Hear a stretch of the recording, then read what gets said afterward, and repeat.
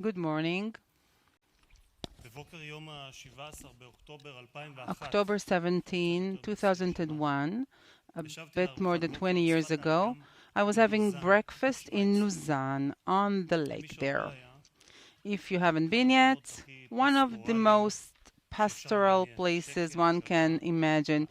Quiet, serenity, swans are on the lake. You are in a postcard. And then one of the local people said to me, I heard something on the news, your minister was murdered. I'm sure he's mistaken. I thought in this era of pre-smartphones where it took me more than a minute and a half to get back to people. I guess he's sorry. No, he insisted. He said there is a minister, a tourism minister called Gandhi, and he was murdered this morning.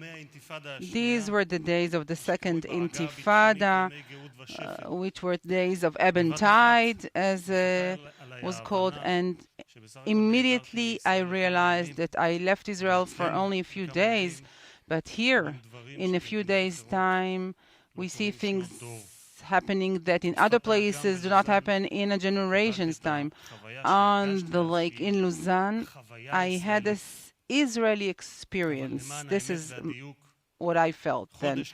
But to be more accurate, a month before that, the world was completely shocked when two airplanes were flying in New York directly into Twin Towers. This is part of the September 11 terrorist attack, more than 3,000 victims, and terrorism became an international experience. Dealing with terrorism and fighting terrorism as an international phenomenon is the basis for building the Counter-Terrorism Institute. And I'd like to thank Boaz Ganor, who's the head of the Institute, and everyone who's partaking in this conference, Professor Reichman, Professor Melnick, I see Shabtai Shavit, Amos Gilad, Jonathan Davis, distinguished ambassadors, and distinguished guests.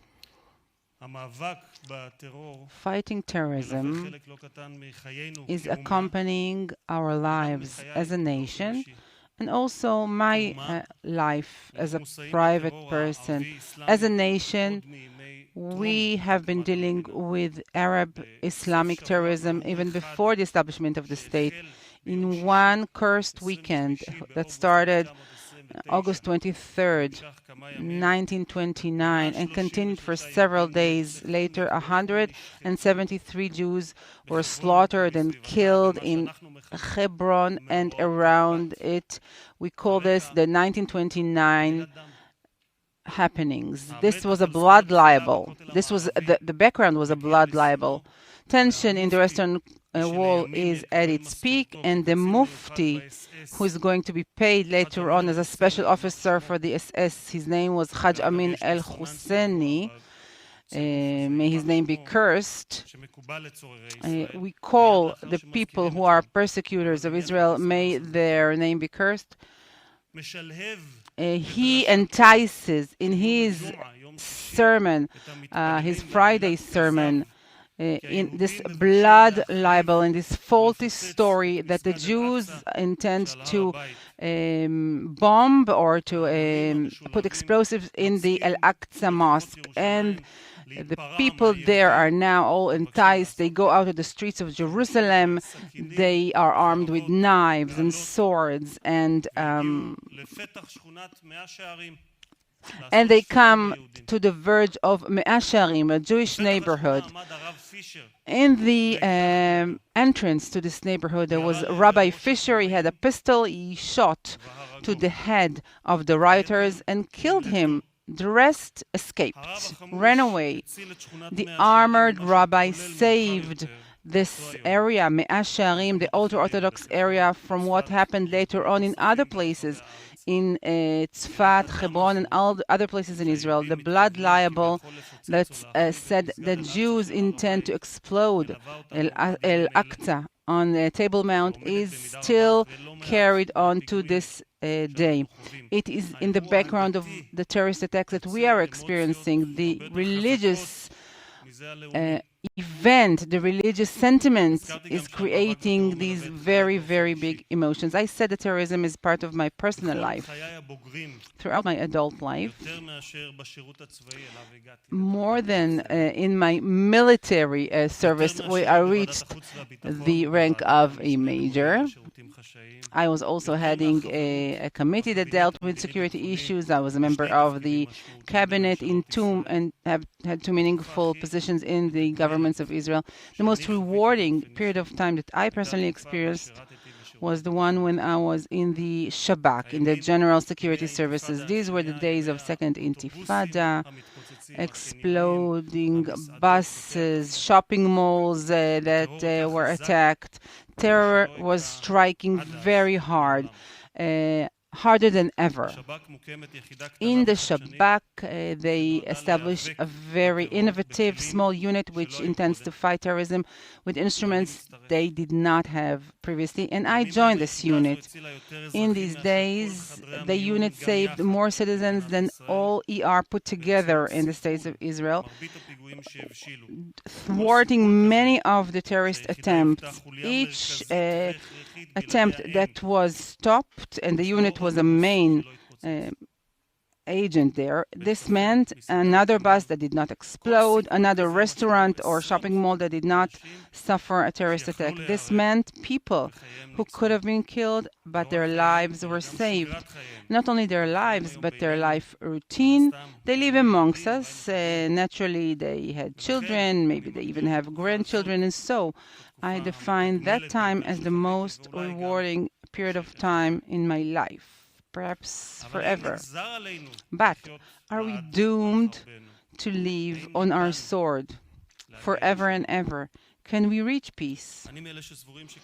I believe that in order to go to the roots of the Israeli-Arab dispute, we have to recognize the fact that it did not start in 1967 with the unification of Jerusalem and releasing Judea and Samaria and regaining their lawful owners. Part of the right that we have for all areas of Israel. Some might call it occupation. And this is why it will not end if we retreat to the borders of 1967. What happened to the Arabs of Hebron and the area to have these riots, to have these killings? What caused Arab armies to attack a young country on the eve of its establishment in 1948? Is it something that occurred later in 1967? We are facing two main organizations. One is Hamas. It is the resistance movement, the Islamic resistance movement, which engraved on its flag the annihilation of the state of Israel and the killing of the Jews, sons of pigs and monkeys. An organization which is responsible to the most difficult terrorist attacks we've ever known. My friends would say, yes, Hamas is not a partner for dialogue, for peace, but the PLO is. Well, let's stay there for a minute. What caused the establishment in 1964 of the terrorist organization was then defined Ashraf, the PLO, the Organization to Free Palestine. Before there was one settlement in Judea and Samaria, before a single Israeli soldier stepped there. What did they want to free Palestine from in 1964? Or perhaps I can ask, what is Palestine? Ma'ale Shomron, Otniel, Efrat, or perhaps it's Jaffa, and Acre, and Haifa, and Jerusalem? Well, my friends from the left would answer me back, true, it was in 1964, correct. However, they have covered some distance, they're now ready to compromise. Why are you not ready to do that? And I'm asking you, is that so? Is this branch, which I don't call moderate, are they really ready to compromise? When you hear people like Abbas Zaki, senior people in the PLO, saying in Arabic, don't say that we want to annihilate Israel. The world does not want to hear that. We're talking about the borders of 1967. But the Rais knows, and we all know as well, that when they retreat to these borders, we can take them over, but never state that. This is not accepted diplomacy. End of quote. When you hear in all the demonstrations where they have PLO flags raised, the anti-Semitic and anti-Zionist slogan, from the river to the sea, Palestine will be free. Where does this put us? Well, I said, by the way, anti-Semitic, anti-Zionist, because Zionism, despite the UN resolution, despite the fact that some people think so today, it is not racism. Zionism is the answer to racism, which our people have endured for so many years. But everything I have said is relevant today, in the 2000s. It's not 1964. Did we already forget the plan of the 10 points that the PLO never let go of? Meaning, we will not be able to annihilate Israel with one stroke. We will have to do it stage by stage. After seemingly normalizing relationship with Israel is part of that plan. One of the challenges of the Jewish people in the long years of exile and after the establishment of the state is to identify danger in good time and to deal with it. Our history goes to show that the right wing always warned and was right. The left was mocking and mistaken. In 1938, the 9th in the month of years before the camps on Europe started operating, the extermination camp, Ze'ev Jabotinsky was speaking in Poland. Prior to the Holocaust occurrences, he said, "For 3 years' time, I have been turning to you. Jews of Poland, you are the crown of the Jewish population of the world. I am warning you constantly that catastrophe is close. My hair is turning gray and I become old-aged because you, dear brothers and sisters, do not see the mountain that is about to explode. I'm telling you today, there's a very short time where you can escape. I see you do not see that because you're so concerned with your daily life. Listen to what I have to say in the 12th hour. You should rescue yourselves as long as there is time, and time is growing short."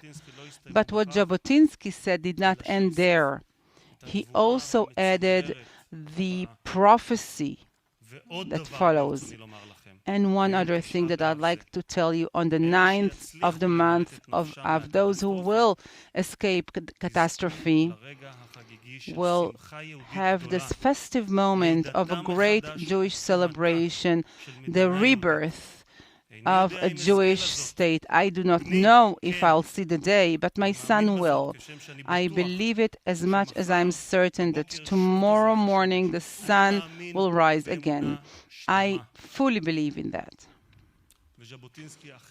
And Jabotinsky did not see the establishment of the state. His son did. And the right continued to warn in the 90s about the Oslo agreements and their implications. And these forecasts, unfortunately, were ridiculed, but they came true. Terrorism that did accompany us for 100 years escalated because and since the Oslo Accords to levels we did not know prior. The human terrorist bombers escalated and made Israeli life very hard, believing that the other side is only asking for self-rule and this will bring peace, it's shattered on the ground of reality, which was bleeding from people in those exploding buses. The understanding of our enemies that if we make Israeli lives miserable enough, they'll retreat, they'll move away. This was reinforced in the disengagement during the 2000s. And once again, some warned and others ridiculed and cancelled. Missiles from Gaza, this is a delusion on the right side. Shooting missiles on Ashkelon, these are peoples who are afraid of peace. We are not fearing peace. We want life. Like any other Jew, we pray for peace. We dream of peace. One of the main aspirations of the Likud government, which God willing will regain power after elections, will be to expand the Abraham Accords. More and more Arab countries are respecting the power we managed to develop here, technologically wise, military, economical, intelligence, etc., etc. More and more Arab countries understand that Israel extended its hand again and again for peace and was rejected by those who still refer to as a partner. More and more Arab countries understand the mutual opportunities that are incorporated in developing relationship with the State of Israel and want to materialize them. One of the additional aspirations of the Likud government, hopefully after the elections, will be to contribute our part in bringing peace to the Ukraine. And I believe that the capability of Netanyahu to make an effort there because of his international status will be as much as Bennett and Yair Lapid, and even more so. This war is becoming a world energy crisis.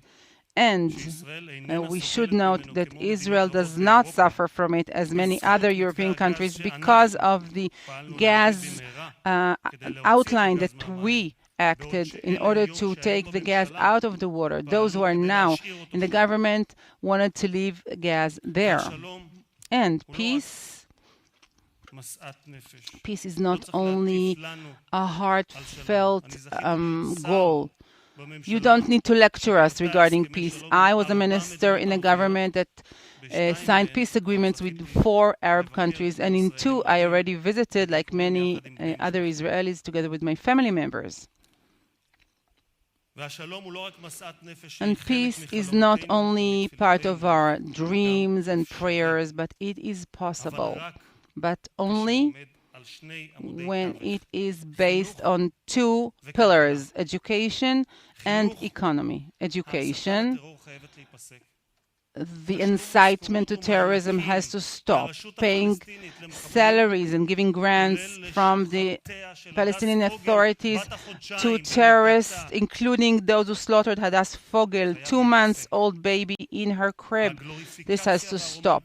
Glorification and romanticization of evil and cruelty, naming buildings and plazas after terrorists, this has to stop. Economy.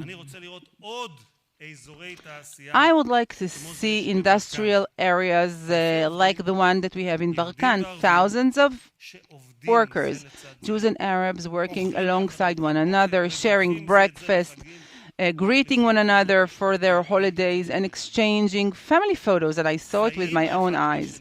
They live with one another instead of killing one another. And this very thing some people would call those peace activists who want to boycott. But I want more and more of this. This is the only way to bring peace, and for this we have to work right now. I'm not naive to think that this is going to take years. It's probably going to take generations to bring peace. I don't know if it's going to happen in my lifetime. Maybe my son will see that. I believe it as much as I am certain that tomorrow morning the sun will rise again. I fully believe it. Thank you very much.